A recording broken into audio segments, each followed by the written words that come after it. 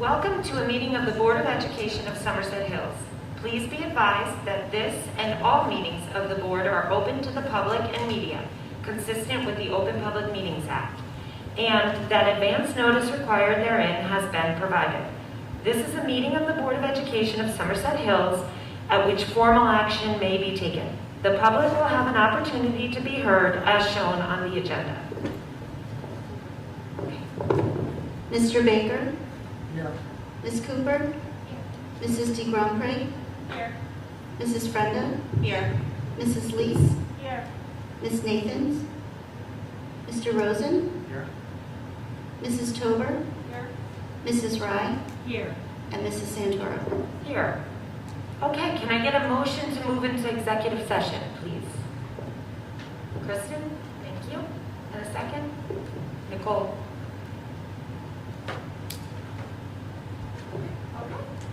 Good evening, everybody. We've just come out of executive session and we can begin tonight's public meeting. If everybody could rise for the Pledge of Allegiance, please.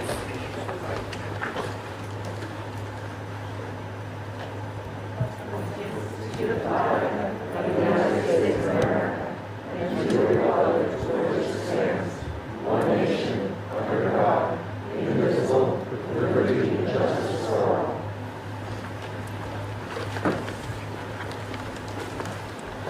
Okay, can we have roll call, Mrs. Parker?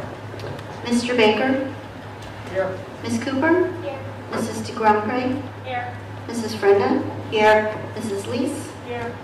Ms. Nathans? Mr. Rosen? Here. Mrs. Tober? Here.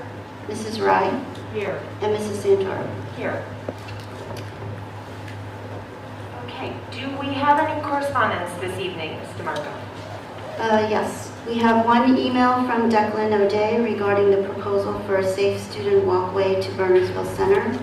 And we have an email from Michelle Smith, questions regarding diversity and inclusion for middle and high school curriculum. Thank you. Okay, Dr. Dempsey, can we have the report of the superintendent? Sure. Thanks, Heather. Welcome, everyone. We're happy to begin this meeting by welcoming our student reporters. I know that anybody who attends meetings or watches our YouTube videos will agree that these reports are the high point of every meeting. From BMS tonight, we will welcome 7th grader Keenan Metro, who I think just snuck in a few minutes ago, and 8th grader Julian Bond. And from the high school, we will welcome seniors Mario Palente and Chris Sun. So if our middle schoolers are ready, you can go up and stand next to that podium over there, and you can give your report.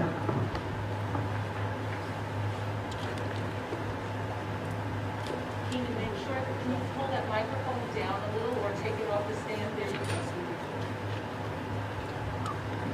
You can pull it out if you want. We just want to make sure everybody can hear you.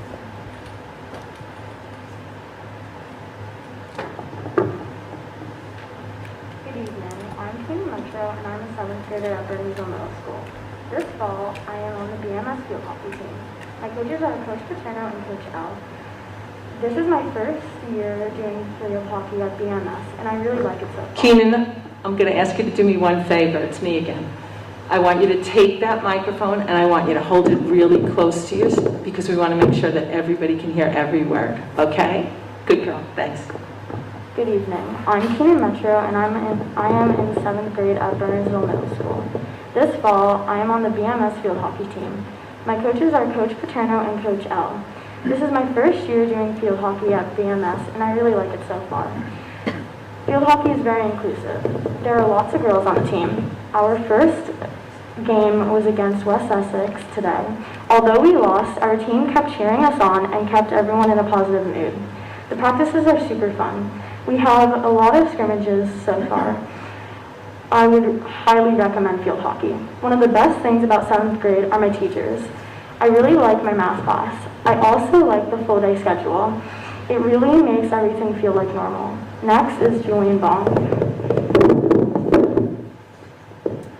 I'm Julian Bond, and I'm in 8th grade at Burnsville Middle School. This fall, I'm on the cross-country team, which is coached by former Burnsville Middle School and current Burnsville High School French teacher, Miss D'Angelo. I love how the middle school provides tons of sports options every season to keep kids busy after school is over. Especially in the fall, school can be hard on kids with the new sleeping schedule and homework, along with switching classes. Choosing a sport to play with current friends and newfound friends is a great way to relieve some stress any kid may have. For me, cross country is not only a sport that I enjoy, but also something to look forward to at the end of each day. We had our first meet today versus Black River Middle School, and all of the practices seem to pay off. I look forward to more meets and even the championship races over the next month or so. Being an 8th grader comes with its challenges and privileges. The best things about 8th grade are the curriculum in math and social studies. Also, I really like having our own wing of school. I look forward to all the challenges and opportunities ahead of me. Thank you. Thank you both. You did a great job. Thank you, Keenan. Thank you, Julian. Mariel and Chris, are you ready? I feel like the last time I saw Mariel, she was in middle school. Hello, my name is Chris Sun. I'm currently a senior at BHS. I'd like to start off by talking a little bit about the academics. Classes are beginning to revert back to paper assignments and tests, but they are also making sure that online versions are still accessible to students. Students seem to be transitioning well from remote learning, and teachers are very understanding currently, and they know that it's harder for some students to transition than others. In regards to extracurriculars, next week the high school is having an activities fair where presidents of clubs will be posted outside of the cafeteria, handing out sign-up sheets and other information for prospective students. And with that said, clubs like Math League, Harvard Model Congress, Craft Club, class officers, and student council have been meeting or are anticipating to meet in the following weeks. In regards to madrigals, jazz band, and other musical classes, the teachers and students have recently discussed changes in attire, and we have made sure to add an option for those identifying as non-binary. Okay, so talking a little bit about sports. Sports like tennis, cross country, field hockey, soccer, and football are either going to counties or are qualifying for countings in the coming days, and senior day for these sports is also going to be coming up later this week. Marching band recently went to a competition in Piscataway and won Best Percussion, and they also won a participation award. They're going to a competition this Saturday at the MetLife Stadium. And in regards to recent events at the high school, we had our first football game last Friday, and in addition to beating North Plainfield with a score of 52-14, we had a great student attendance and lots of enthusiasm, and we're all anticipating the next home game. And earlier this month, on the 19th, the seniors were invited to a senior barbecue out on the turf, and the turnout was amazing, and we also had great weather, and students were provided with incredible food varying from hamburgers to desserts. And we also played games like Jenga, Frisbee, Cornhole, and others were set up on the field for students to play. So this is specific to seniors, but college applications are coming up. And with early due dates for early decision and early action, teachers are being very supportive, and they're aware that it's a very stressful time for students. So some English teachers have given students days dedicated to working on their Common App essays and supplemental essays. And last but not least, in regards to the bell schedule, while there was originally resistance with the rotating block schedule, it has proven to be incredibly helpful. Having less homework and having a break from 2 classes each day have given more students time after school to focus on personal interests or be engaged with sports and extracurricular activities. There was certainly frustration with concentrating during longer periods and having to memorize the schedule, but those emotions have been relieved for the most. Thank you. Thank you. Thank you both. We appreciate that feedback. All right. We have one other important happy moment. We have a chance to celebrate one of our own. I'd like to introduce our social studies supervisor, Mr. Michael Catelli, who is here with the executive director of the New Jersey Council of Social Studies, Mr. Hank Bruton, to help us toast Bedwell teacher Darcy Bruton.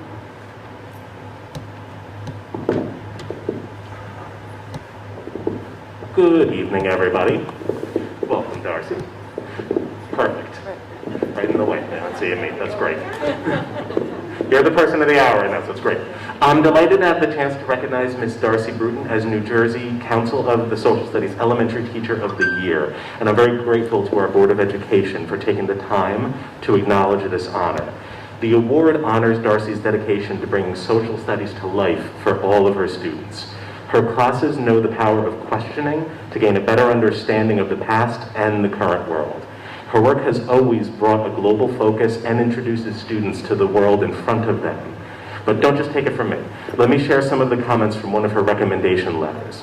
Darcy Bruton's classroom is a place where social studies teaching seamlessly infuses a commitment to developing active and engaged citizens, an ability to successfully build on inquiry experiences, and an interdisciplinary focus that provides practice in the kinds of democratic decision-making that young children can build upon. The entire Bedwell family and the Somerset Hills School District community couldn't be prouder that someone who puts in so much hard work is receiving this honor. To cite just a few examples of the work Darcy has done, she's collaborated with a school in Zungaru, Nigeria to allow students to interact with other kids around the world. She worked closely with Dr. James Daly from Seton Hall University to run this program, and he is here tonight, and I believe will also want to make some comments during the public section to congratulate Darcy. And in fact, our contacts in Nigeria reached out to me today when they heard that Darcy won this award, so it's an international celebration tonight, Ms. Bruton. In addition to that, she's run multiple workshops for other Bedwell staff on social studies best practices and ran a workshop on creating a global classroom at our state NJCSS conference to share the practices with all teachers. Overall, she teaches her students to think, to question, and to work collaboratively as they address social studies topics. Every day, I'm honored to have a chance to work with Darcy and humbled by the caliber of students she helps our district produce. Now, I could go on and on with more accolades for Darcy, but I'm going to turn everything over to somebody else so they have a chance to do that. I'm going to pass the mic over to the Executive Director of the New Jersey Council of the Social Studies, Mr. Hank Bitton, to recognize Darcy as well. Well, thank you. You know, Darcy, so many children and parents too. With all the technology and COVID, we've lost what it's like to be part of a community and to feel as humans. And parents can always take their children on a vacation, but there's nothing like what happens in a classroom with guided discussion and talking with students from other cultures and other countries who have the same aspirations as our children do and the same fears. So thank you to the Board of Ed and to all of you who are parents for all that you do to support social studies education and good citizenship skills with your children and here in the district. Thank you very much. Congratulations.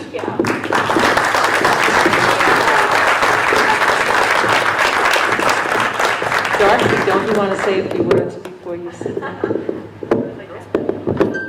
Well, big thank you to everyone, and this is such an honor, and thank you to my supervisors and principals and Dr. Daly back there for nominating me.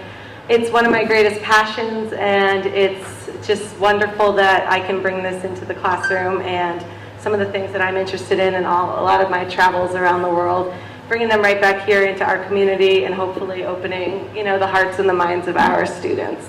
So thank you. Really appreciate it.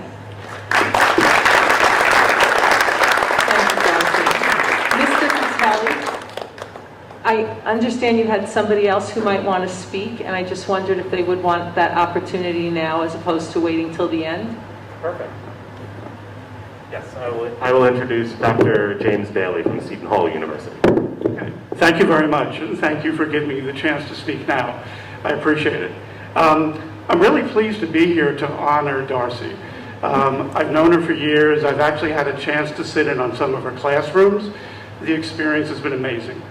She's been in some of my classrooms virtually, and my students still speak about that experience. And we've also had a chance to present a professional conference. So I just really wanted to be here to congratulate Darcy and to say that the award is demonstrated in all that you do as being really well done. And I congratulate the board and the community for supporting and working with Darcy.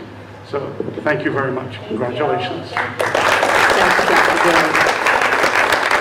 And Darcy, I know we're also proud of you, and for those who didn't have an opportunity to necessarily have you as a classroom teacher, now Darcy is the media specialist at Bedwell, so she gets to help everybody. I get a little piece of everyone now. Thank you. Congratulations.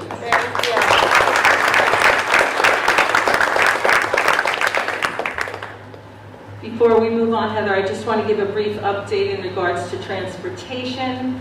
While we certainly know that it's not unusual for the first couple of weeks to have some hiccups with buses, we know that this year's challenges have been greater than usual. I want everybody to know that the district recognizes that the nationwide driver shortage has impacted New Jersey and our contracted service providers' ability to man the runs that they were slated to drive. The district's business administrator, Ginny DeMarco, has worked over the last few weeks to combine runs, to hire more drivers, to rent buses to address the challenge. And on the agenda this evening, we will be raising the drivers' pay to give our thanks to them as well. We also have a resolution on the addendum that recognizes a new opportunity that the district has to provide compensation for parents when the district cannot provide transportation. So we're looking forward to seeing how that unfolds. Trust that we don't take lightly our responsibility to the community, and we'll continue to work towards making student transportation consistently safe, pleasant, and efficient.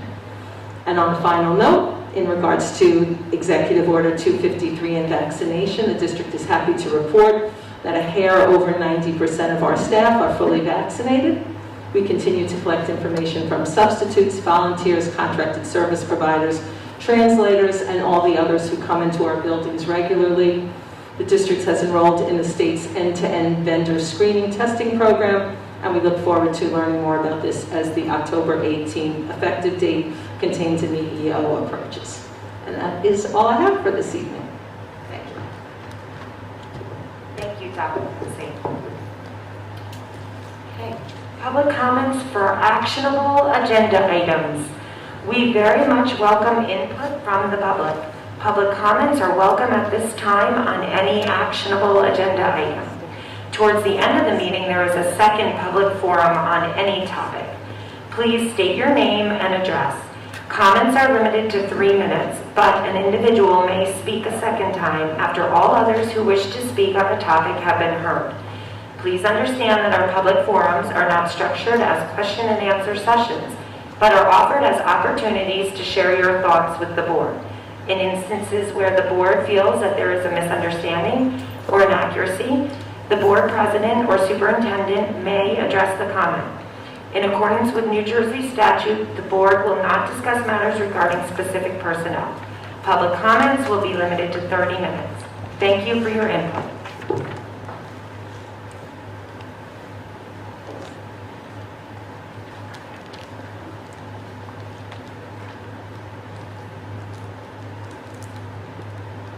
Okay, seeing as there are no public comments on actionable agenda items,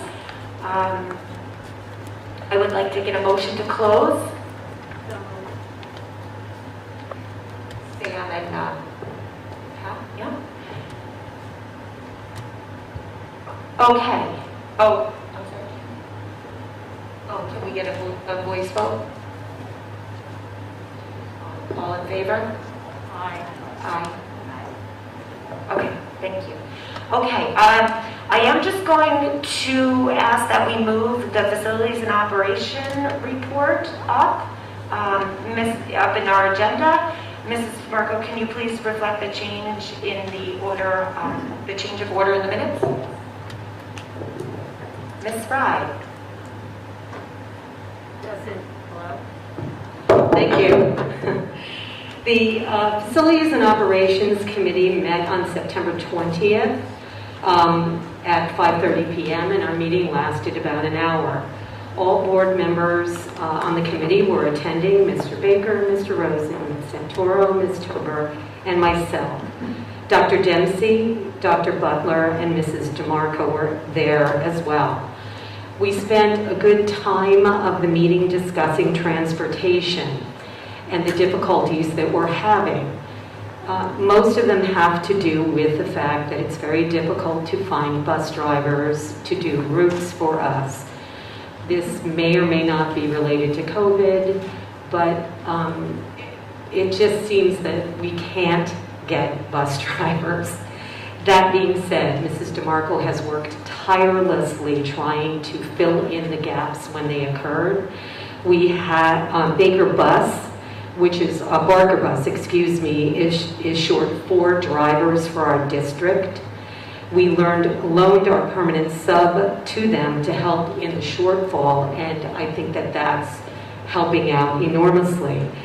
Multiple bus routes have been combined to make up for the shortages. So the bus's arrival times and departure times have been affected. Hopefully they are getting better, but we realize that they are not yet optimum. The business office continues to field phone calls from parents, and we welcome parental input about problems with busing. Our district buses were affected for a time because one of our district drivers was unable to work. And as a result, a bus route had to be canceled. We have to understand that when drivers are unable to work, there are no substitutes to fill in for that. In terms of athletic buses, our drivers can't do games during the week because their runs don't end until after 5 in the afternoon. They can pick up during the weekend, and there are challenges getting buses from ESC, so some games are either pushed back or entirely canceled. At this time, we do not have a late bus, but we are looking into having that start soon. The committee looked at 3 options. Option 1, advertise for drivers. Option 2, and I'm going to read this because it's very detailed. The New Jersey Department of Education is allowing us to apply for a waiver regarding NJAC 6A:27-1.7, requiring parents and guardians to carry $1 million combined single limit liability policy if they choose to transport their children to school. The waiver is to request to reduce the required liability coverage to the state statutory minimum of $15,000. This waiver would apply to transportation agreements offered between the district and parents. This offer will only apply to qualified routes and does not apply to subscription busing. Option 3, suspend subscription busing. A decision was made to advertise for bus drivers so that we could hire additional drivers. The committee has decided to recommend the district drivers' rate of pay increase. They did not receive a raise this year. Additionally, Mrs. DeMarco will provide follow-up on option 2, which is the plan to apply for the waiver. Following the transportation discussion, we talked about potential spectator COVID protocol changes. There are none to be made at this time. Before and after care. Before care had been canceled due to lack of staff, but I understand that now before care is up and running. October 4th will start before care, and after care has been operational since school started. Lead water testing was performed on 8/13/21. There were multiple failures in all schools but that was mostly due to the fountains being shut off for over a year during COVID. All of the affected fountains have been turned off, and we have service tags out for them. We're in the process of getting quotes to replace them. Trust us, these fountains will not be turned on again until they are retested. There was a request that the district ban peanut butter from school last year. The board has not made a decision regarding that. That being my report, I would like to move items number 1 on the agenda and number 2 on the addendum. I'll second. Thank you, Mr. Baker. Any discussion? May we have a roll call, please? Mr. Baker? Yes. Ms. Cooper? Mrs. D. Crumray? Yes. Mrs. Frenda? Yes. Mrs. Lees? Yes. Mr. Rosen? Mrs. Tober? Yes. Mrs. Rye? Yes. Mrs. Santoro? Motion carried. Thank you, Mrs. Fry. Okay, now we will, yes, thank you. Can I get a motion to approve the minutes? Nicole? Thank you, a second? Larry? Thank you. Roll call? Oh, sorry, discussion? Okay, roll call, please. Mr. Baker? Abstain. Ms. Cooper? Mrs. D. Crumray? Yes. Mrs. Frenda? Abstain. Mrs. Lees?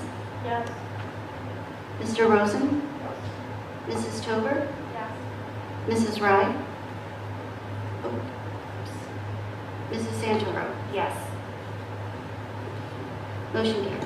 thank you. Okay. Mr. Baker, finance, please.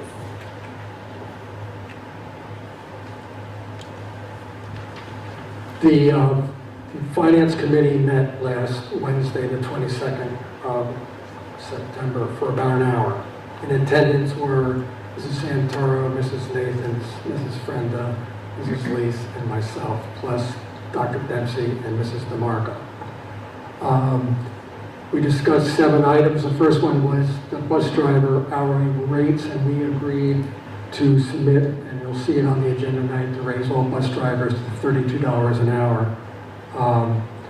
They haven't received a raise for several years, so we felt it was appropriate, and we want to keep our bus drivers, and they are certainly deserving of a raise because it's been very difficult these last 18 months getting children to school with the shortage of drivers. We also discussed what the waiver is. Explain what that means is if we decided to go that way, we would ask parents at one or more schools if we would pay them $1,000 to give up their seat if they drove their child to school. So, but we're not there yet. But this waiver has to be in place first. So, and we also agreed that subscription busing, it should stay in place until the last resort. We talked second about the substitute daily rates. We haven't changed our substitute daily rates in several years. But before we do that, we're going to poll the adjoining towns around us to see whether our rates are average, high, low, or whatever. But a lot of it has to do with COVID, obviously. Third item was our renewal for health care. And last year, our renewal for health care premium was 0, which was wonderful. This year, Aetna gave us a rate increase proposed at 8.9, because if you look at our experience ratings since COVID, we've had more people spend money on healthcare costs. So the committee felt that it was 0 last year, 8.9 this year, so you divide it, it's really only 4.45. So we felt that was a very fair increase over these last 2 years. So at the moment, we're not going to go out for extra quotes from competitors, okay? So right now we're offering 4 health plans. And we've got We've got 32 people in the new educators health plan. We've got 13 people in the middle of the road plan, 178 people in the high plan, and 3 people in the high deductible plan. So those are the current numbers. So it's 226 families are insured in that plan. So that will take effect on January the 1st, unless we do something different. Also, we sold our bonds, were refinanced, and one investor bought all the bonds for about $13 million. That's a refinance. We're going to save $1.4 million between now and 2029. So that's about $160,000 a year. So we're going to put that extra money into our capital reserve account to pay for things like replacing the turf, doing other things around the schools that need to be done that are high ticket items. We talked about the audit process, which has started. Each year we do a financial audit with an outside certified public accounting firm, and that started this month, and we should get the report by December. We talked about the emergency shelter that was open at the high school. We're going to submit all our custodial expenses for reimbursement to the county, and hopefully we will get that paid for in the next few months. We also talked about the LED bulbs throughout the school. We've changed all the bulbs out throughout the school to LEDs, and we've had a couple LEDs fail, and so the contractor's going to fix all the ballasts for free in the ones that look incorrect. And that's what we discussed, so I'd like to move items 1 through 18. Do I have a second? Second by Kathy. Any discussion on any items that I talked about? Okay, let's do a roll call. Mr. Baker? Yes. Ms. Cooper? Yes. Mrs. D. Crumbright? Yes. Mrs. Brenda? Yes. Mrs. Lees? Yes. Mr. Rosen? Mrs. Tober? Mrs. Santoro? Yes. Motion carries. Ms. Cooper, curriculum, please. Thanks, Heather. Can you guys hear me? Okay, great. The curriculum committee met on Tuesday, September 21st for 2 hours. All committee members were in attendance along with Drs. Dempsey and Butler. Dr. Nigel also joined us at the beginning of the meeting to discuss plans for replacing the top 20 system of academic recognition for graduating seniors. Just to review, last month our committee fully supported replacing the top 20 system with an award with a clear metric that rewards students for academic distinction without the necessity of competing with other students. This month, Dr. Nigel presented the historical performance of the top 20 students and the top 10 students in the last 5 graduating classes and discussed his ideas about what such an award might look like. Because the average GPA of the 20th student in the past 5 years was 4.31, with a range of 4.25 to 4.40, he suggested a cutoff of 4.25. While we discussed the possibility of creating a 2- or 3-tiered system for academic recognition based on GPA, the committee agreed to stick with a single-tier approach because it would be a pretty easy transition from the current top 20 system. All members agreed that we should institute the system for the current freshmen, the class of 2025. Committee members were also open to instituting the system for sophomores or juniors if these students would be interested in this change. Dr. Nigel agreed to seek the input of these classes and report back by the next meeting. Next, Dr. Dempsey led us in a discussion about critical race theory, also known as CRT, the New Jersey Bill A4454, and the 1619 project in response to a board member's request for our committee to review these terms and consider the need for a public presentation on these concepts at the last meeting. After Dr. Dempsey defined the terms theory and critical theory, we discussed the origins of critical race theory and the confusion and controversy surrounding this theory in the national discourse. Just as a reminder, critical race theory is a phrase that has recently emerged in public conversations. CRT is an academic approach used in postgraduate settings, particularly in law schools, which acts as a framework for examining how racism influences and permeates American laws and institutions. It also evaluates how these systems perpetuate an unleveled playing field for people of color. To be clear, critical race theory is not a component of New Jersey state learning standards and is not required by the state to be included as part of its curricula. Therefore, the Somerset Hills School District does not incorporate critical race theory into its curricular standards. Nonetheless, the committee agreed that it is important for students to recognize and understand the socioeconomic and political impact of racism and the legacy of America's history regarding race in an age-appropriate manner. The 1619 Project is a long-form journalistic project published in an issue of the New York Times Magazine and a 5-episode podcast. It's an attempt to re-examine American history by evaluating the consequences of slavery and the contributions of Black Americans to U.S. history on the 400th anniversary of the arrival of the first enslaved people on American shores.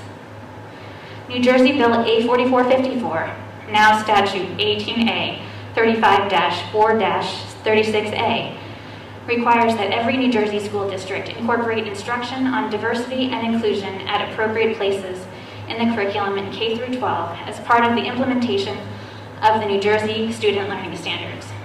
While the statute indicates that the Commissioner of Education shall provide school districts with sample learning activities and resources designed to promote diversity and inclusion, no such materials have been provided to date.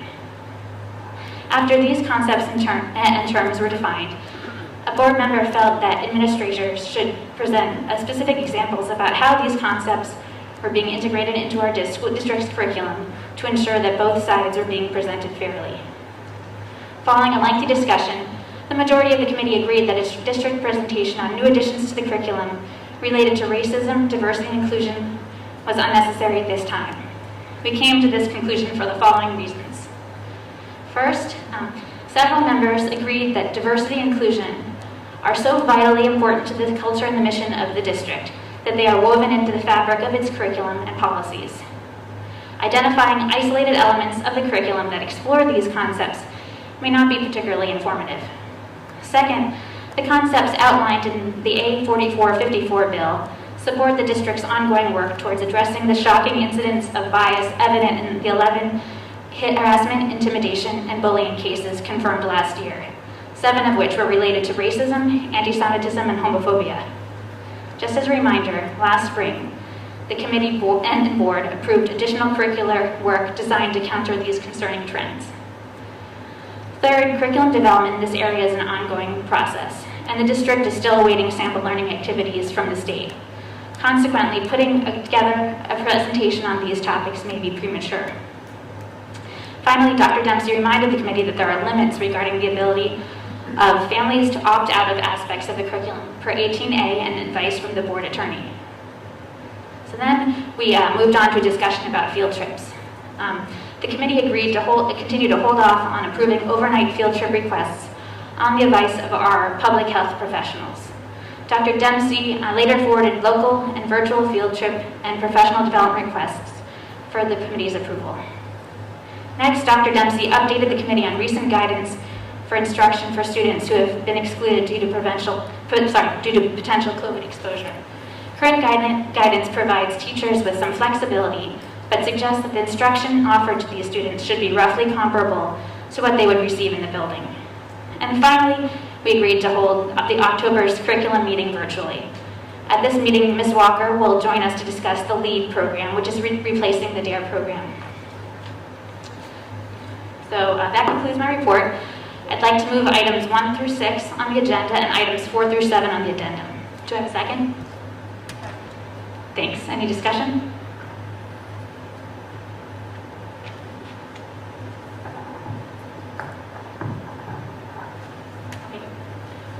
Roll call. Mr. Baker? Yes. Ms. Cooper? Yes. Mrs. D. Cronbray? Yes. Mrs. Frenda? Yes. Mrs. Lees? Yes. Mr. Rosen? Mrs. Tober? Yes. Mrs. Santoro? Yes. Motion carries.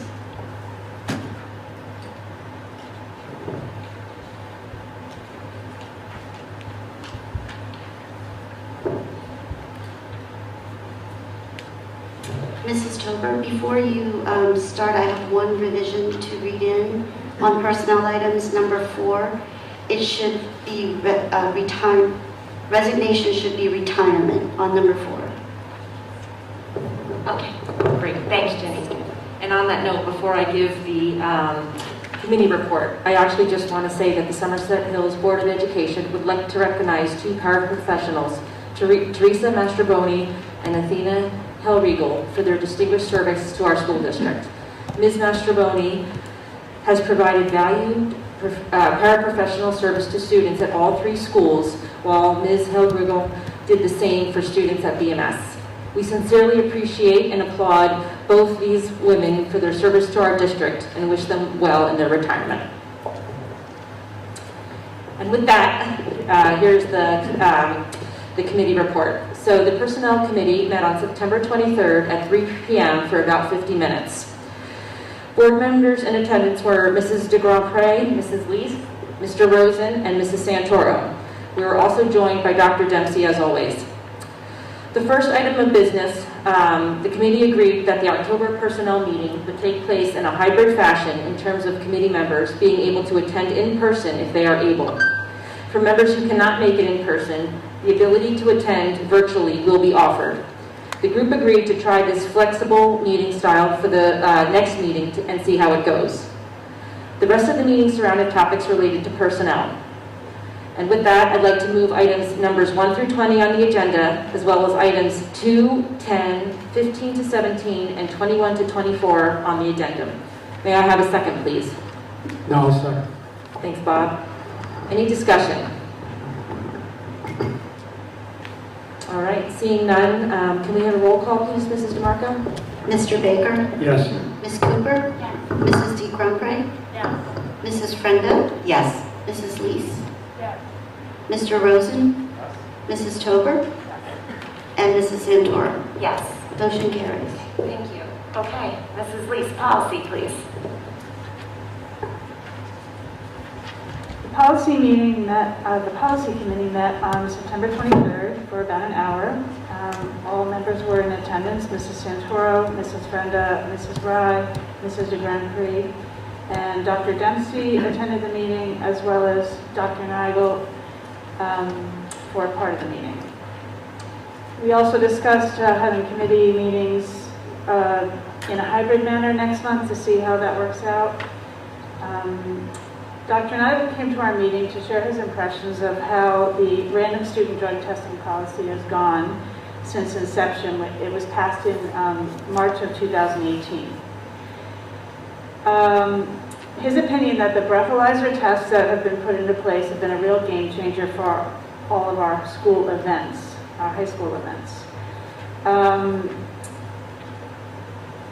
He was concerned a little bit about the legal changes of marijuana since the policy has been put into place, but we did agree that even if marijuana is legal, it's still illegal for people under 21 and should not be something taken in school. The group acknowledged that the drug policy was really only in place for about a year and a half before COVID hit. We agreed that we think we need more time to see how it impacts our student body before considering any major changes. In order to provide for years when school may be interrupted, as the last year and a half, we did suggest changing the wording in the policy to state that our goal is to test 10 to 35% of the students in the testing pool, rather than the current wording, which is a minimum of 10% and a maximum of 35%. Because obviously when we weren't in school, we weren't testing kids. We wanted to discuss this as a whole board before making a formal recommendation to change the wording, and perhaps put it into first reading next month. So that's something I would like to get some input on from everybody here tonight. We also discussed the necessity of keeping board correspondence as an item on our board meeting agendas. Oftentimes we're trying to figure out what actually qualifies as official board correspondence, as emails go to private email addresses, different people. So our board attorney has indicated that having that on the agenda is somewhat antiquated and suggested that we eliminate it. We did agree that any correspondence that the board receives gets brought up through the appropriate channels and gets handled in committee, and it is addressed in that manner. We wanted to also discuss this as a whole board before recommending to put a formal change into first reading for next month. We talked about the policy and regulation pertaining to the evaluation of the superintendent. That's P1240 and R1240. We noted that the policy and the regulation for this have not been updated since 2017, which is prior to the introduction of a new evaluation template. We wanted to ask our school board's representative, Gwen Thornton, to perhaps attend our next committee meeting to review the proper timeline and process that we should be using going forward to make sure we are doing things properly. We have several policies in first reading this month. They are all mandated except for P0131, which Dr. Dempsey recommended we adopt because it gives the board the option, if necessary, to abolish a policy in one reading if the board would ever find it important to do so. With that, I would like to move items 1 through 2 on the agenda. Can I have a second? Thank you, Nicole. Discussion. We have some opinions from the board about the wording in the random student drug testing policy, changing it from minimum of 10% to maximum of 35%, to make it say our goal is to test 10 to 35%, which would mean if we didn't have the opportunity to test them, we wouldn't be violating our own policy. Sorry? I support that change. I think it gives the district the flexibility to handle situations that previously we hadn't thought might arise, like a pandemic, and but also keep true to the intent of the policy. So it seems like it makes good sense. I would support that, Jamie. No, I would too. I know when we put the plan in, we sort of talked about it, but I can't remember the reasons why we went with that way, but I feel having a range makes sense.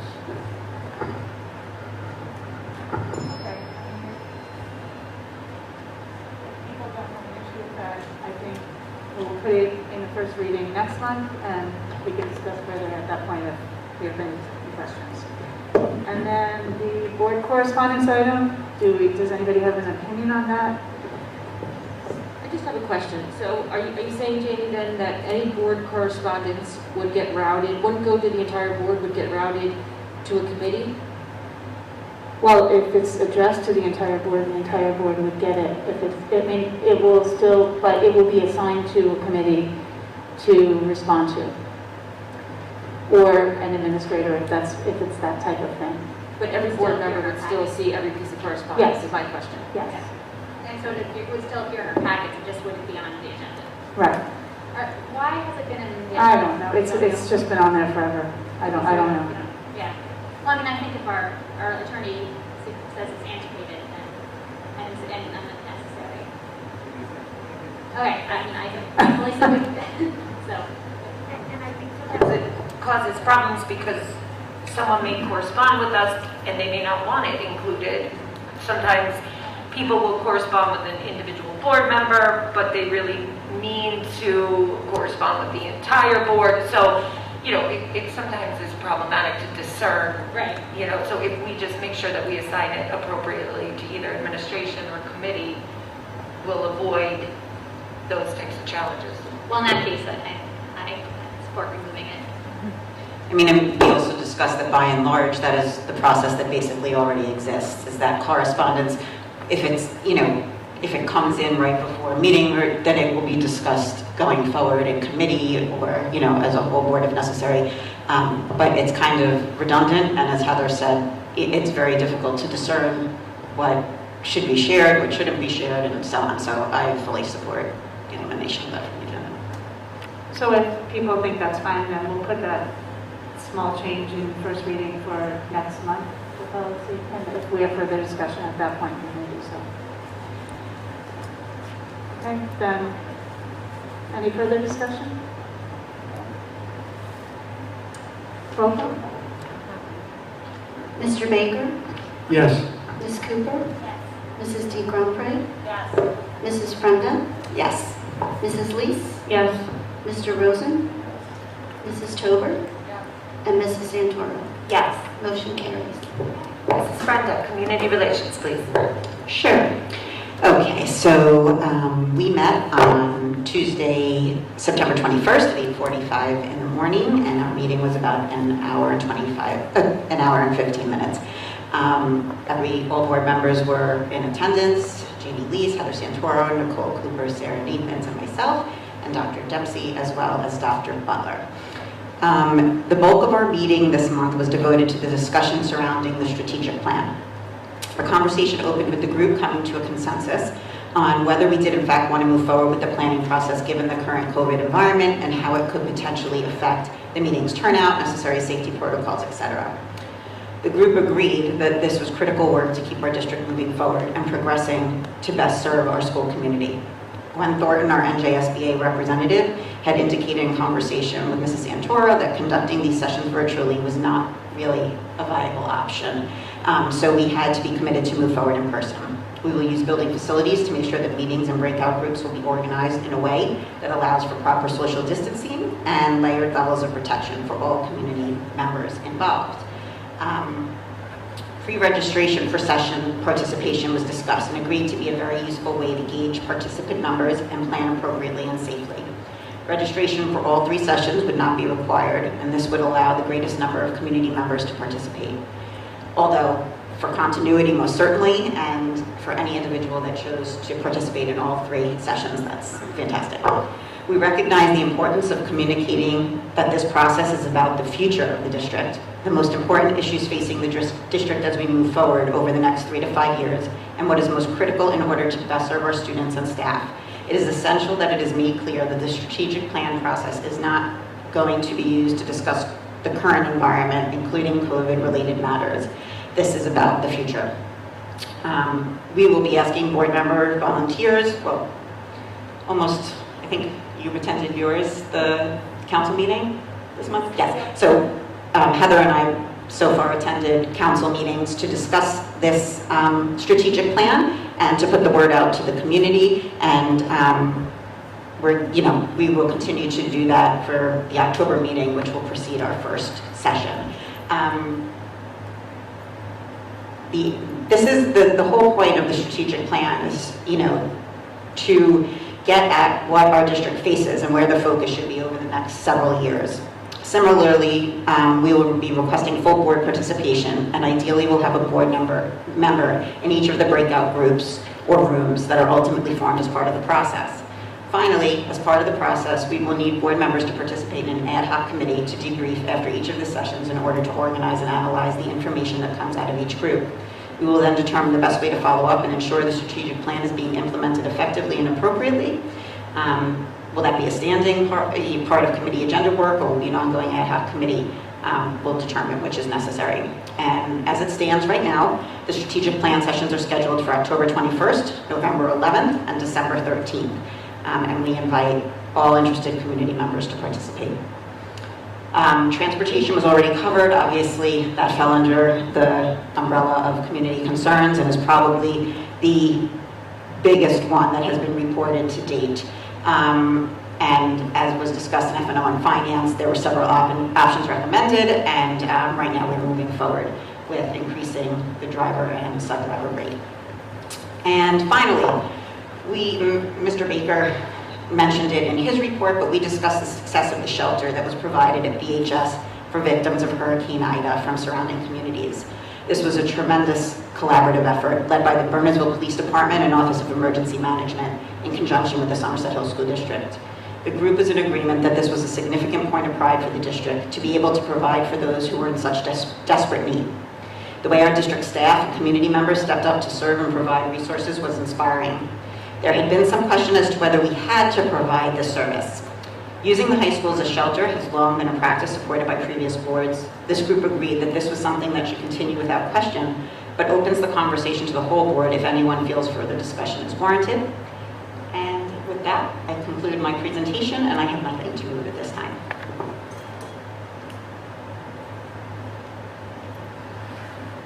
Any discussion regarding the shelter or anything else mentioned? Okey dokey. Thank you. I definitely was not on the board when that decision was made. That was prior to my time, but I, fully support continuing that. It was a tremendous effort by the community and our police department and the Department of Emergency Management. So, I would like to see that continue. Okay, supplementary matters. Do any board members have any comments for supplementary matters this evening? I would just like to note, it was so nice to hear from our student representatives, from all of them, but particularly about the rotate drop schedule. That was such a tremendous undertaking by administration, and I'm so glad to hear that they're really settling into it, and it's providing a lot of the benefits that Dr. Nigel and the administration, had proposed that it would. So I was really pleased to hear that. Great job. Anybody else? Okay, public comments. Public comments are welcome at this time on any topic. Public comments will be limited to 3 minutes. Please state your name and address. Thank you for your input.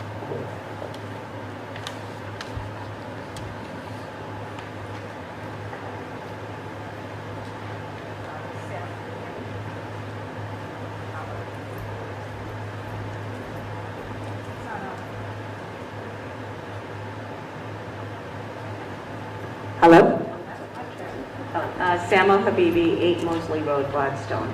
At last month's Board of Education meeting, Ms. Kathy Tober, a member of the board for over 4 years and a current member of the curriculum committee, brought up the issue of critical race theory.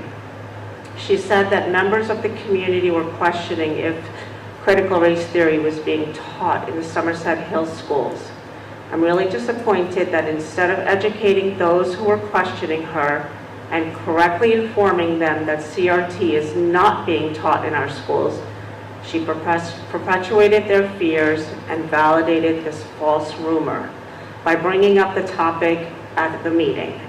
Her questioning was not genuine. She was simply looking to stir the pot. As a member of the curriculum committee, Ms. Tober should have the most amount of information regarding this issue. She then asked administrators to make a presentation on if it's being taught in the schools. Ms. Tober, I would ask that you take your role as a board member seriously. Thank you.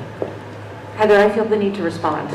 I know we're not supposed to respond, but I actually feel that that is a personal attack on me, and I actually would like to clarify. My request last month, and I said I had no particular opinion on this, was that I had heard that parents were asking about what is now called, I found out, Law 4454. And I had heard from parents, and I as a board member and a parent in this district would actually like to know what that means and how it translates into learning in the classroom. And Ms. Habibi, that was my request. So I feel as though you are misrepresenting what I said. And if you really have psychic powers and are able to know my intent, I feel as though you should have a different job. Thank you. Okay. All right. Thank you very much.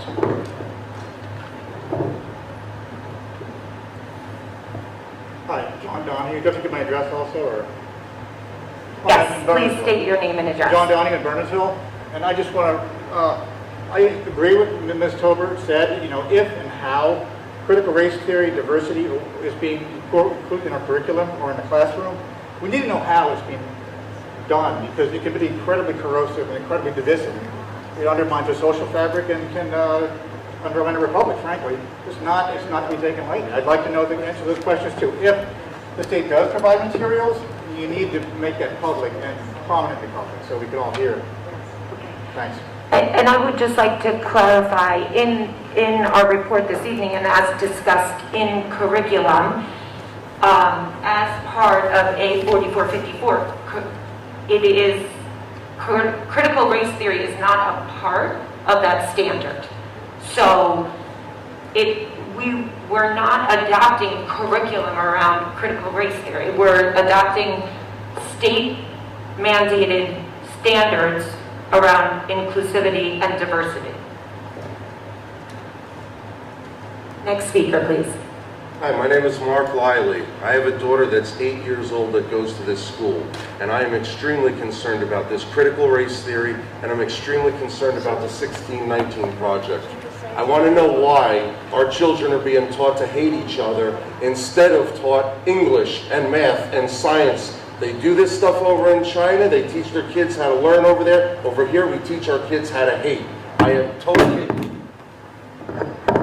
totally against this. I think it's racist. It teaches kids racism, and it's going to make for a bad environment for our kids going down. I think people should be based on their merits, and our kids should be taught if you do a good job and you are a good person, you can go far. It shouldn't be based on what your skin color is. We live in a country where they dumb down the air traffic controller tests so that people of color can pass those tests, and we're not going to start doing this to our kids in school. I teach my daughter that we are all God's children, and we are to love every one of each other. It's not your job to teach my kid about race. It's my job as a father and my daughter's job. And I wish that you guys would teach the kids what they need to learn to make them successful in life and drop this agenda of democratic crap that's going on. I'm tired of it. I'm tired of hearing about it, and I'm tired of my daughter coming home and crying about how she's upset to go to school because she has a hard time wearing these stupid masks. You guys have no science behind this. You're not doctors, and nobody here can give me any clinical proof saying that these masks do anything to protect us and keep us safe. That's all I have to say.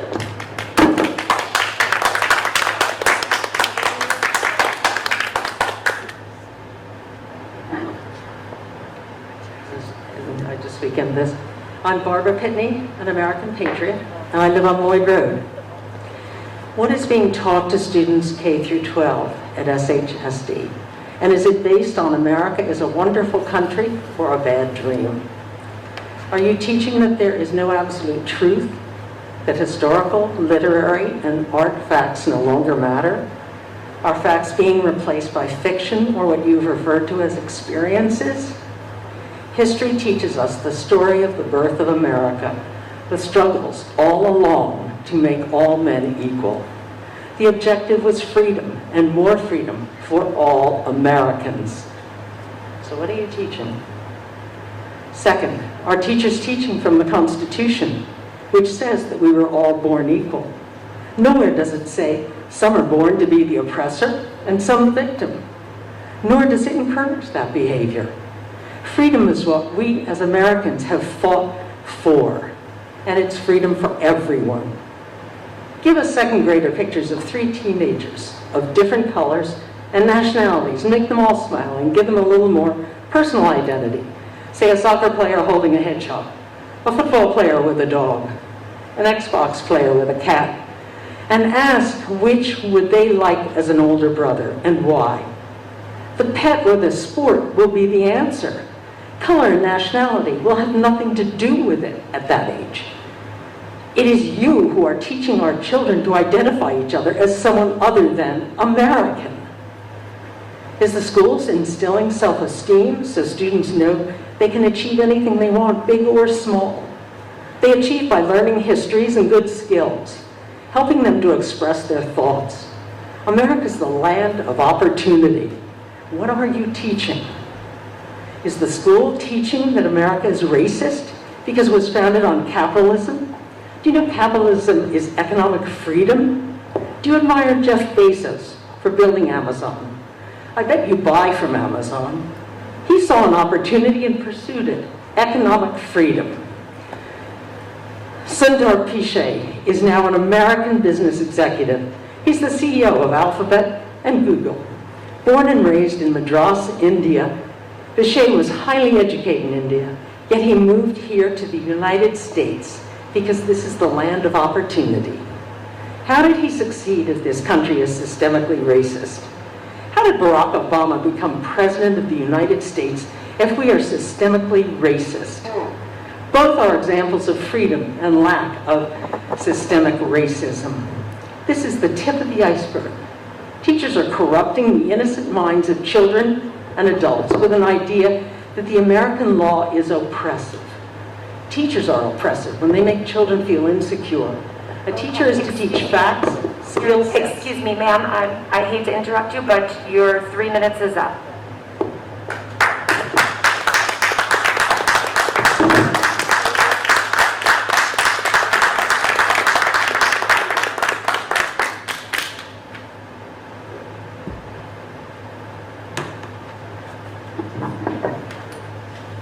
Hello, my name is Kathleen Shepard, 16 Ambar Place in Bernardsville. I'm here because I sent to Ms. DeMarco on Monday an email requesting items from the public record. And yesterday I walked a hard copy over to Ms. DeMarco's office requesting the same. It was the same letter. What I'd like to say now is exactly what I was asking for. All K through 12 language arts and social studies curriculum for 2019 through the present. All K-12 required reading lists formulated by Teachers College and the district for 2019 through the present. All materials used in teacher trainings for 2019 through the present. Social emotional learning curriculum materials for 2019 through the present. Diversity, equity, and inclusion training manuals for 2019 through the present. Grant applications and awards for 2019 to the present. Budget line items for teacher college program for 2019 through the present, including but not limited programs and materials, testing materials, and scorecard program and materials. Copies of all scorecard K through 12 required by Teachers College program. And finally, the high school program guide for 2019, 2020, and 2021. That's a big list.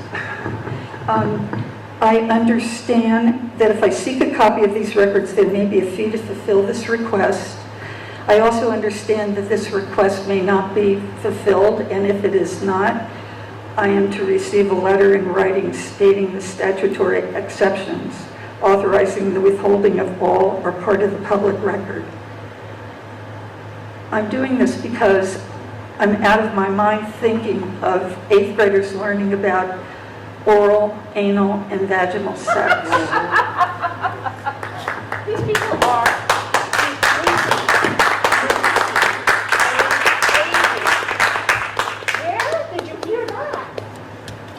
Fox News? Oh, yes, you're not talking. She heard it from MSN. Yeah. Oh, yeah, MSN. Thanks, genius. Oh, I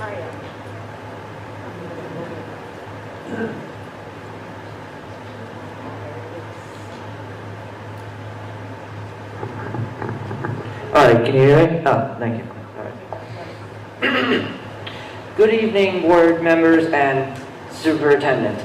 My name is Declan O'Day, and I'm a junior here at Berners High School. Tonight I am here for the students and their idea. I am here to present a safe student walkway to Berners Center. The problem is that high school students have to walk the long way around to get to the Berners Center. And I sent an email around that has my presentation. You should have it in your folders. So, as in on the first page, the red arrow shows the long way around the current walkway that the students have to take.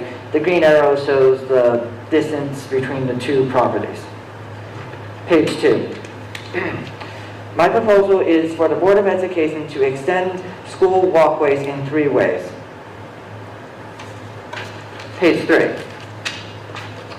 You should support my proposal because this will allow a safe and easy walkway that will benefit the students of BHS and also local businesses. Page 4. The slide shows how close these properties are to each other, including the high school, the Burnsville Center, and the TD Bank. Page 5. The blue area shown here is owned by the school already and provides most of the walkway needed. Page 6. The property between the lower fence in the picture and the wall is already owned by the school, and it is what we would need to provide for the needed walkway. There's at least 3 options that already exist to have a safe connect, to safely connect the areas to the Burnsville Center. Page 7. Option 1, shown in yellow. The building and protective crosswalk to safely cross the existing alleyway between Gary's Wine and the UPS store. On page 8, there's a concept drawing of what the protective walkway would look like. Page 9. Most of the time with the protective crosswalk, the gates would remain open to allow free flow of traffic. Page 10. When students wish to cross, they would press a button and the gates would close to warn traffic of pedestrians crossing. Page 11. Option 2, shown in yellow. Existing walkway through to the TD Bank property would be adjoined with the existing sidewalk and crosswalk. Declan? Yes. Yes. My apologies for interrupting you. No problem. Your 3 minutes is up. Oh. However, at the end of comment session, if you'd like to speak for a second time, you may do that. All right. Okay? Thank you. For an additional 3 minutes. Thank you. Thank you.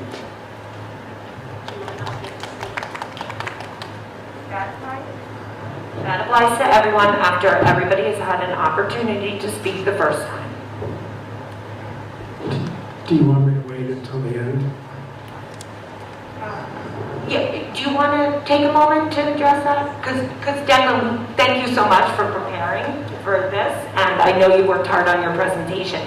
And this is something that the board has done extensive work around, so I would love for Mr. Baker to just be able to give you a moment to explain to you where you can come up. There you go. Hey, if you just stay behind the podium, yep, right there you go. Great. Mr. Baker wants to take a moment to talk to you about the work that the board has done on this. All right. Because I think it's important because the board, this has been a goal of the board for a long time. And we've tried to get this done. So I want to thank you for doing an excellent job. You look like probably an engineer in the future here, I hope. Now, I'm an engineer too, so that's okay. But what I would suggest, this is a great idea. Your option 1 is the best answer. We tried to meet with the owners of the properties several times, and they refused to go along with your option 1. Right. We were thinking of some flashing lights and different things. But since this is coming from the students, and the students spend a lot of money at all the shops that provide food and other things down there, I think it'd be appropriate for a group of students to try to contact the owners, and if you want adults to come along and present this to them and explain in your view why it's important. because I think you've done a good job showing the safer way to go, things like that. I think that would be fantastic. So I commend you, the whole board commend you for doing this. This is the kind of thing that makes us proud of our students. And so any resources you need or support, we will give it to you. But we've tried, and the owners have been resistant for a lot of different reasons I won't go into this evening. But I think it's important for our student body and the people who live around the school to have this walkway. Okay? Thank you. Okay. Thank you, Declan.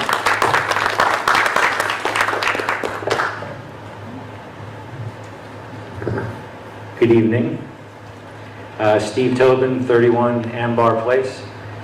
And I also came to the last meeting, and I know that the board is considering the critical race theory. Excuse me? Am I in another place? We can't comment amongst commenters, so please refrain. Thank you. And I'm assuming that the reasoning for critical race theory is to give, I guess, a wide spectrum of American history so that everyone knows about it. Obviously I don't know exactly what you studied about critical race theory, and I would just like to ask the questions of certain things, certain very important parts about critical race theory are included. For example, right here I have a copy of the U.S. Constitution. The 13th, 14th, and 15th Amendments of the U.S. Constitution, which of course was to free the slaves, which was to give them citizenship and was to give them voting rights, which are incredibly important, and I think that 99.99999 and so on % of Americans would agree that those amendments needed to be passed. However, it will be included in the critical race theory, but for those three amendments, that is the 13th, 14th, and 15th Amendments that gave African Americans the right, gave them their, it ended their slavery, it gave them their citizenship, and gave them the right to vote. Not one Democrat voted for any of those amendments, not one. And I'd like to know if that is mentioned in the critical race theory. And if not, why not? The silence is deafening. Is it mentioned that the Republican Party, the original name of the Republican Party was actually the Anti-Slavery Party? Is that mentioned in the critical race theory? And if not, why not? Well, during the last meeting I came to, you brought up that it was being considered. No, we are adopting New Jersey state standards Okay. on inclusivity and diversity. Okay. Critical race theory Right. is a law school or collegiate level course. Okay. We are not teaching critical race theory. Okay.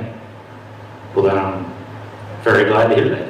And Nicole has stated that in I'm sorry, I came to the meeting a little late. I remember when I came to last month's meeting, I thought that it was being considered. Okay, then I'm glad that I misunderstood you then. Okay, good. Then I'm glad that I misunderstood you. Because I think America is the greatest country in the world, but I'm afraid that not enough people understand that and realize it. And I think, but no country's perfect. America's certainly had its bad moments, and I'm glad that I understand it. So thank you for your time.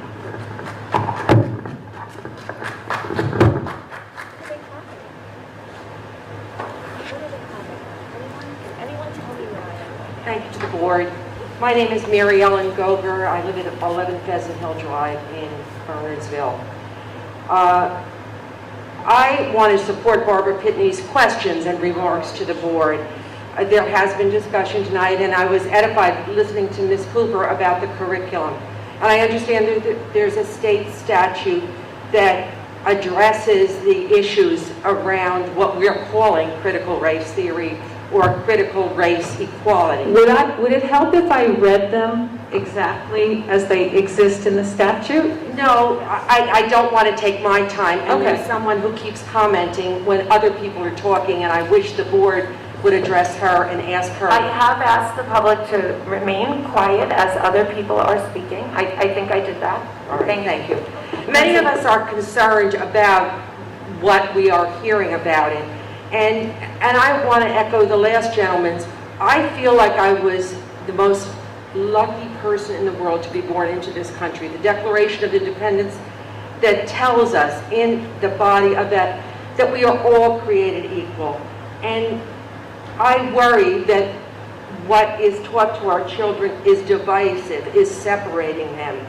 And I went to college in the mid and late 60s, and it was a very active period both for social change and for civil rights. And one of the key figures during that period was Dr. Martin Luther King Jr. And I admired the man. I was impressed by his vision, his compassion. And there's a quote of Dr. King's that always resonated with me.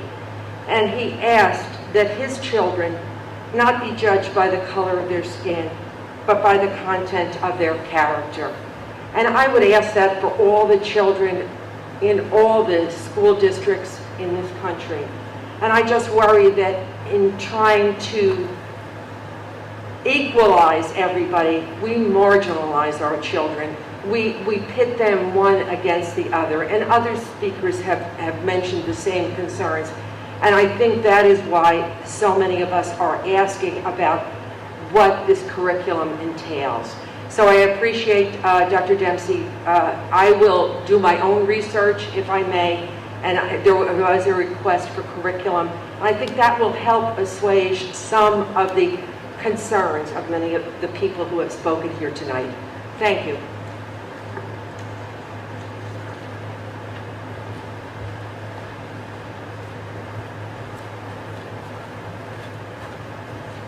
Hi, Kelly Hunt. I live on Valentine Road in Bernardsville. I did not have any comments planned. However, I heard a lot of negative comments that brought up misguided notions about CRT, and you have done such a wonderful job clarifying for everybody. And I just wanted to get up here and say that I have two young sons at Bedwell, and my experience has been so wonderful. I was so lucky last year to get to watch in on his classes, my older son's class, with a really amazing teacher who happens to be here tonight. And she did such a wonderful job teaching diversity and inclusion. It did the opposite of what I'm hearing tonight. It warmed the cockles of my cold dead heart. So anyways, I just want to say to anybody who's really worried because they hear this critical race theory and they think that terrible things are happening and bad ideas are flying into their kids' heads, that's not what's happening at all. The school is doing an amazing job, and sorry, I'm not a public speaker, obviously, but no, what they're learning is beautiful, and I really support it, so thank you.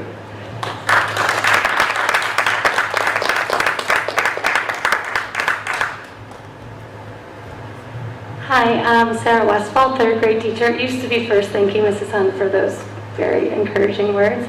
On behalf of Darcy Bruton's Bedwell family, I just wanted to congratulate her.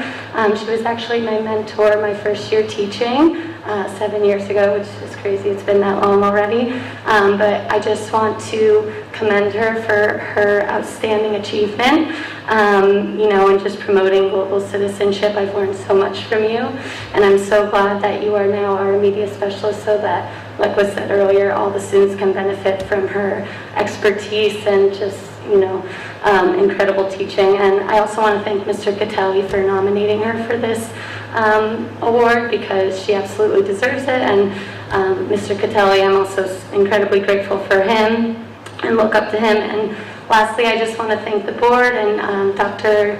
Dempsey and Dr. Butler for a smooth transition to another unprecedented year, and just also thank you for looking into the rates for the bus drivers and the substitutes and considering the surrounding districts, just because we want to have the most successful year possible for these students. So thank you for doing everything you can with that. Thank you.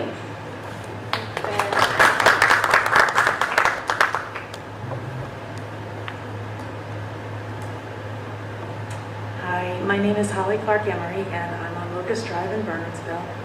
I wasn't planning on coming up, but that wonderful mom prompted me to. I just wanted to let you guys know that I wanted to say thank you for allowing us to be a part of this. Unfortunately, being one of the minorities here in this township that I absolutely adore, I don't know much about the critical race theory. I do know that it breaks my heart to see a lot of my sons, my daughter's friends leave the school system to go to private schools because of what they're seeing and experiencing here, meaning the teaching, the education that's given. And we moved here for the education. I came from Short Hills, I grew up there, and we came here with my family. I have had nothing but great experience here in Bernardsville at the school system. Kathleen Tober has been a personal friend of our families and our children, and Dr. Dempsey, has always been extremely just hands-on when it comes to situations and things that occur at the school. And I just hope that we can continue to educate our children the right way. And like I said, I have nothing but great things for each and every one of you, and thank you for the hard work that you guys have done and have assisted us through the pandemic, because the education is one of the most important things for us. And my daughter just graduated, and like I said, I have 2 more in the school system. I just want to say thank you.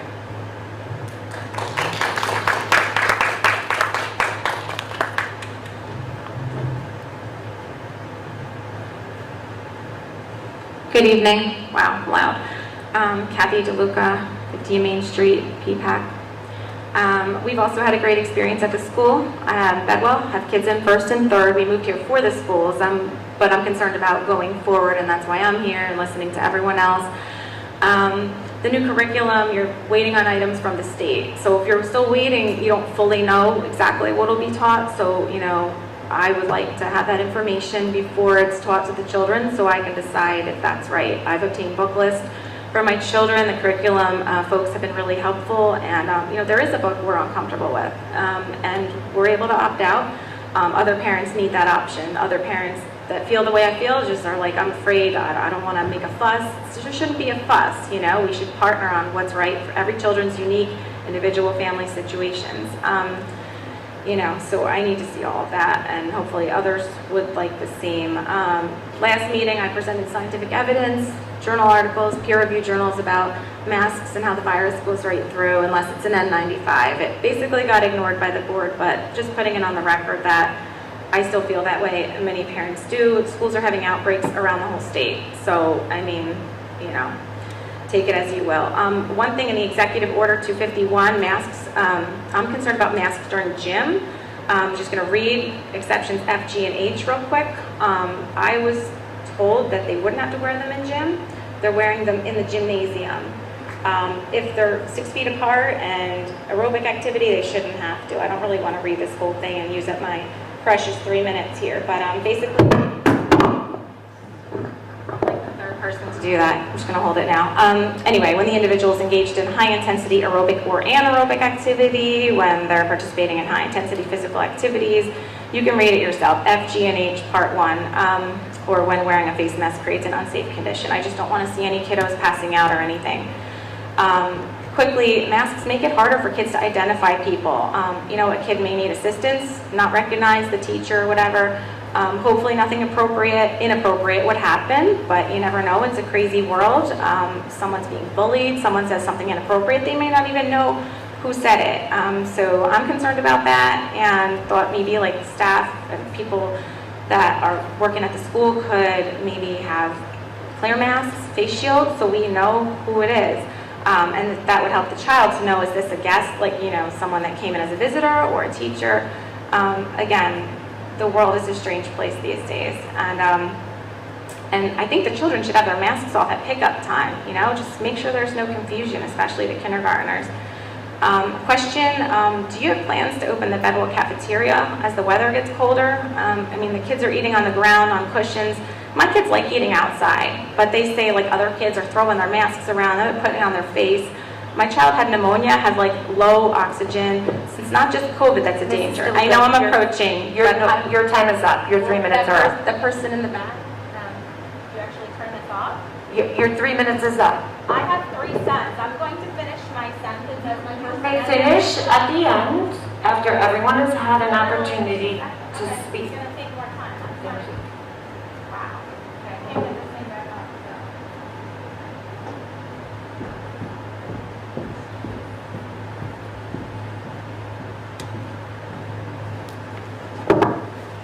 Hi, I'm Carolyn Conway Dove. I live on Crestview Drive in Bernardsville. I just want to start by thanking Kathy Tober for her continued support of Latin in the schools, an interest that is near and dear to my heart. I also just want to say I have 2 children who go to Bedwell, and they are loving it. And my daughter just started kindergarten, but my son is in 2nd grade, and so I got to, like my friend Kelly Hunt said, I got to witness learning through him last year, and I was so impressed. I was so impressed, first of all, with the patience of teachers, but I loved hearing what he was learning, and I thought it was great. I think the school's doing a great job. Thank you for continuing. My kids just love school. They don't care about the pandemic and masks and everything. They just still love school. So I can't give you any higher compliment than that my kids love school despite masks and pandemic and everything. So thank you so much.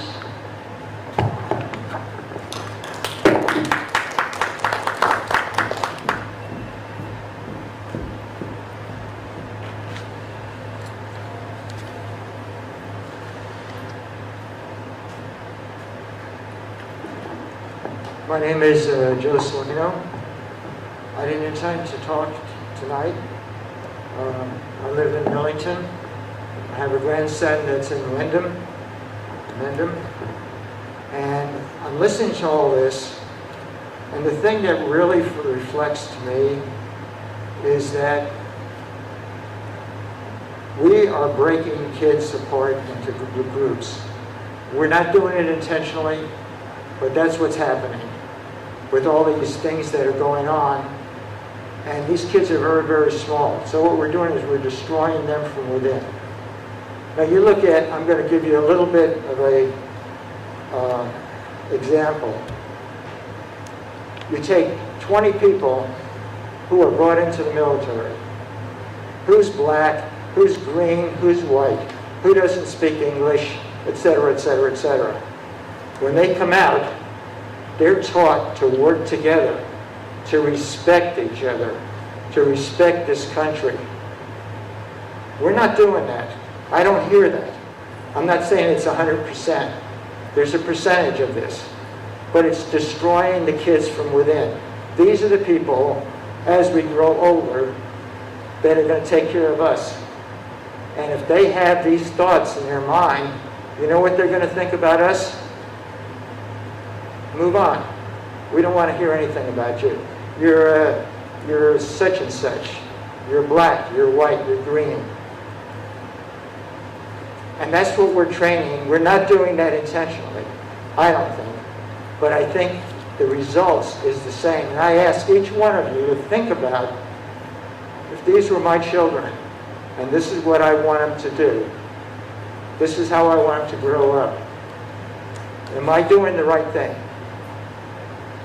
And we also have to know that going back to the military, each person is individual. So if we expect A for everybody and B for everybody, that's not going to work out. We have to get something that'll work together. The team will work together and they'll grow together. And they'll be proud of who they are, and they'll be proud of you who have taught them how to be American citizens and to have respect for themselves and have respect for others. And that's all I have to say today.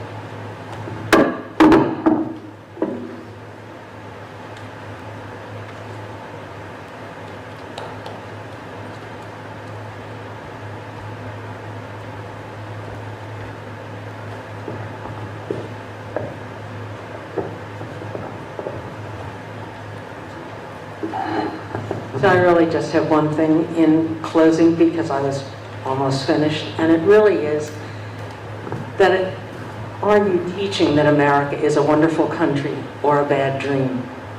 I had all my grandchildren together who range from college to high school to middle school, and I asked them last Christmas what if they could tell me why America is great.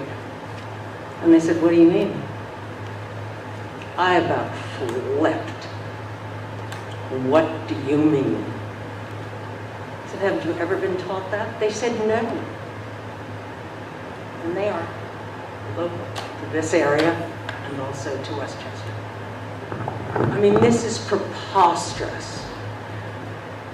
But I think it's so true. You know, what are you teaching? Are you teaching that America is wonderful, or is it a bad dream where you're living?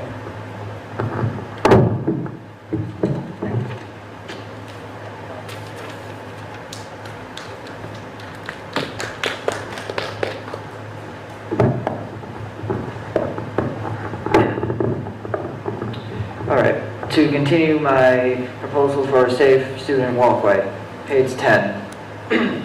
As I said currently, when a student wishes to cross, they would press a button and the gate would close to warn traffic of pedestrian crossing.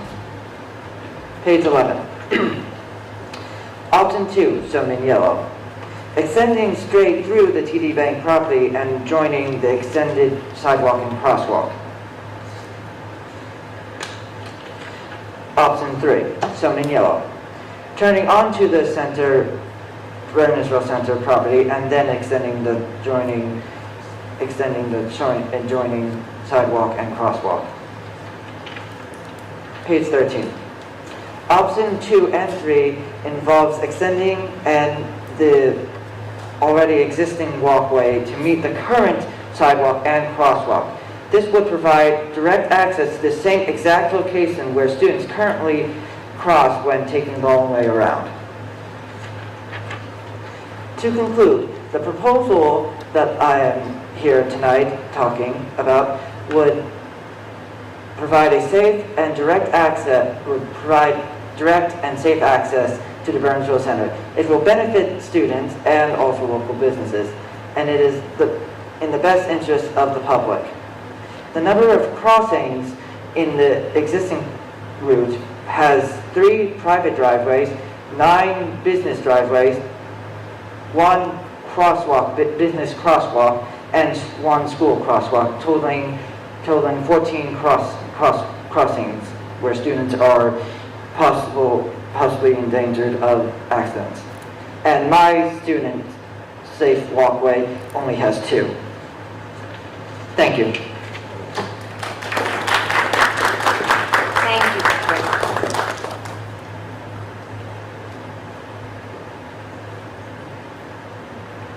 Hello, I'm back, Kathy DeLuca.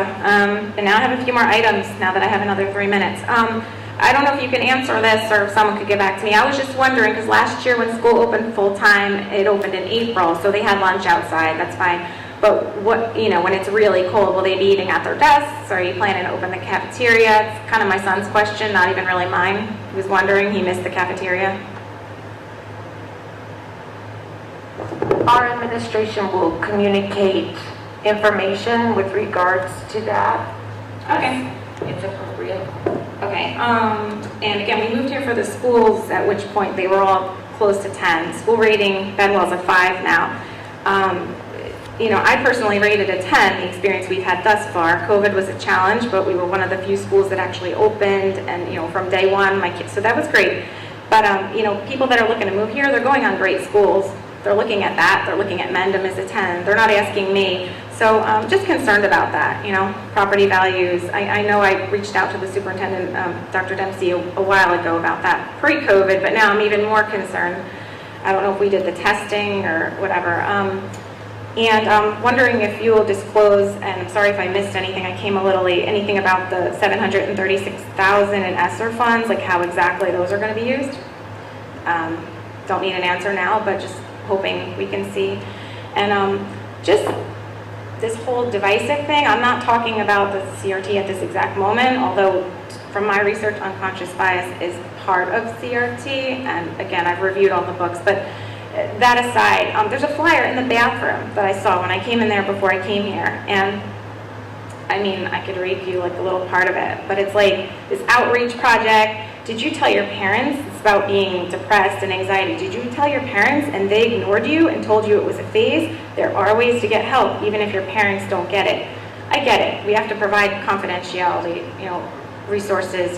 Teens they have different rights than smaller kids like mine, but I don't know, it just seems like it's trying to separate them further from turning to their parents when times are tough. They're already just influenced by peers more than their parents. I'm just concerned for when my kids get older. I mean, I feel like the family unit needs to stick together personally. So that was just something I saw that I added on with my extra time. But I mean, this is why I'm on top of things for first and third grader, but I'm concerned when they get older. So that's it. Thanks. You have commented to everyone under your breath. I have. I can't even. You have, Kathy. You're so unhappy. Okay, let's refrain from commenting to other board meeting attendees. Thank you. Any other public comments?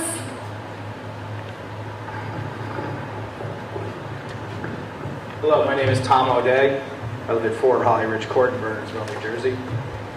I just wanted to say that I thought that the response from the school board member, Mrs. Cooper, regarding the question directly answered the question, gave factual information, and should dispel any concerns that people have.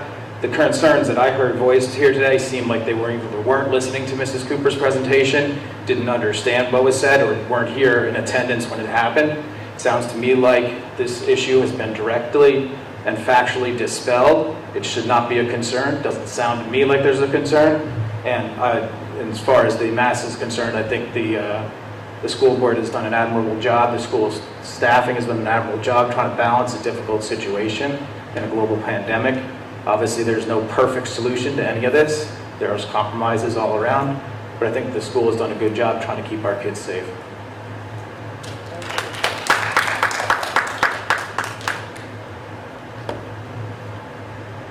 Maura McGrail, Stevens Street in Burnsville.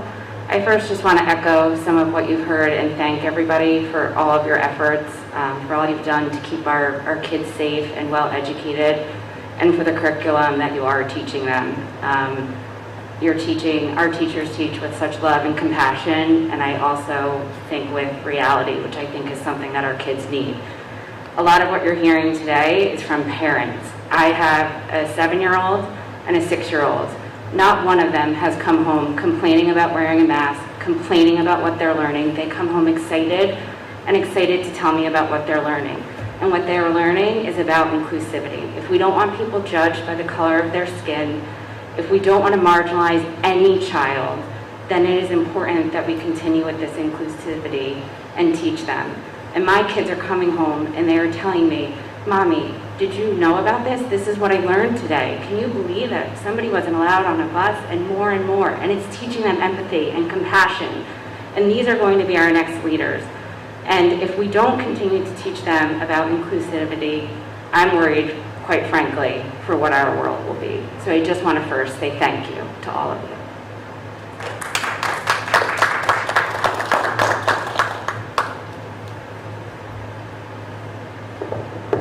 Okay, seeing as there are no more public comments. Heather, I just wanted to offer something. Oh, I'm sorry. I understand that this is an area where there is a sense that there are factions, perhaps. And I always want to be clear that we are teaching what is mandated by the state of New Jersey, which for me personally resonates in the sense that we want children to embrace one another. We talked about Bedwell has Rachel's Challenge, and part of Rachel's Challenge, which every kid there can recite, is include others. That's what we're teaching kids, include everybody. I understand that there's a sense that perhaps somehow that doesn't jive with thinking that America is a wonderful place. I think we're trying to have kids who are critical thinkers and think through experiences from other lenses. And I think for some people, America may be a better place than for others. But this is in no way, shape, or form anything that a particular teacher decides to sort of adopt. It is part of what we embrace as our responsibility. In terms of the materials that support this particular area, the state put this out. There are certain pieces of it that are very much, I know Nicole mentioned this, a fabric of what we do, right? We don't have to change a lot to say, how do we promote inclusion? There are other areas that are newer for us. So the piece of this that speaks to unconscious bias is a newer piece, and we're going to have to go through our curriculum, and we're going to have to identify where are the places that we're meeting these requirements, where are the places that perhaps we have some gaps, and how do we fill them in a meaningful way. And certainly as that is revealed, we will share that with all. Thank you. We appreciate that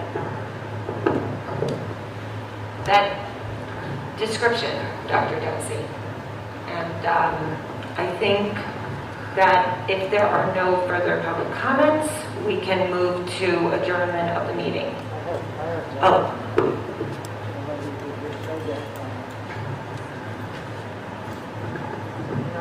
There's a lot of different ways to get to a point.